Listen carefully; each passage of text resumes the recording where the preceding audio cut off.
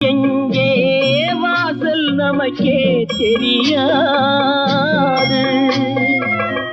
வந்தவரெல்லாம் தங்கிவிட்டால் இந்த மண்ணில் நமக்கே இடமேது. வாழ்க்கை என்பது வியாபாரம், வரும் ஜனனம் என்பது வரவாகும், அதில் மரணம் என்பது செலவாகும்.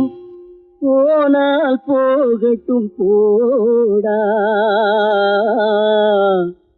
போனால் போகட்டும் போடா, போனால் போகட்டும் போடா, போனால் போகட்டும் போடா.